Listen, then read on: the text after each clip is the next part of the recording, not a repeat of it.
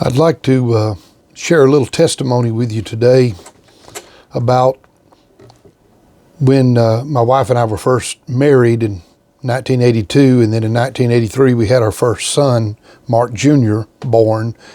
When he was born, as you know, they had to cut the umbilical cord, and it takes a few weeks for that to heal up and the belly button to become normal. But his never did. And of course, we were 18-year-old, 19 when he was born, and so we were basically children, having children. And there wasn't a whole lot we knew, but we knew that something wasn't right when it didn't heal up. And of course, he was having regular doctor's visits and checkups and things of that nature.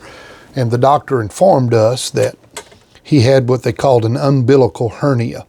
It's where the intestine is pressing through the wall lining of the abdomen, and that it wouldn't get better on its own, but it would require surgery. Of course, he was still very young at the time, just a few months old, and the doctor really did not want to do surgery with him at that age. He wanted to try to wait as long as he could. So he told my wife that to keep an eye on it, and if it got worse or if it broke the skin, started to bleed, anything of that nature that looked like it was getting worse, to call them immediately and bring the baby in, and then he would talk to us about what needed to be done. Well, that did happen, and broke the skin, began to bleed, began to get worse, and of course we were frightened. We were children, kids still at 19 years old, and we didn't know what to do. We had a brand new baby. We sure didn't want to have surgery for our baby. So she took him into the doctor towards the end of the week, Thursday or Friday, and when she was in there, the doctor looked at it and said, yes, it was as he had feared, and that we was going to have to schedule surgery right away. Wanted us to bring the baby back on Monday of the next week and get all that set up, get surgery.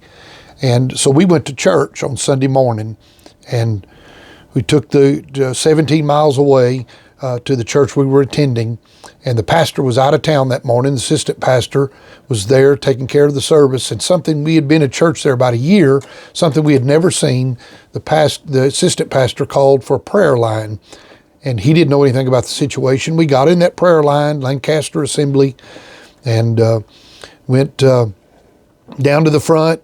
Assistant pastor laid hands on our baby, prayed for him. There was no lightning, no flashes, no thunder. Nobody ran around the church.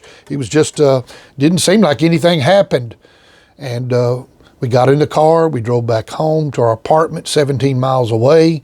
And my wife said, stay right here. I'm going to run to the back, change Mark Jr.'s diaper, and change his clothes, look at the bandage on his hernia, and that I'll be back up front here just a little bit to get dinner started.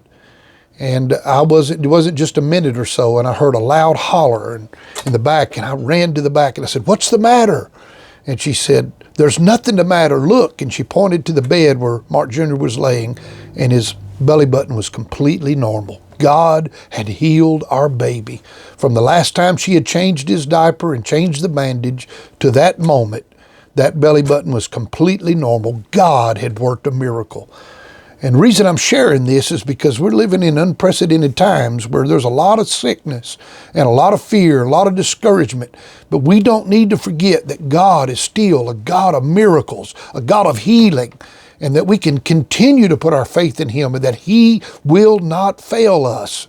So if you're here today and listening to this and you're sick in your body, why don't you put your faith in God and believe that He's still able to heal?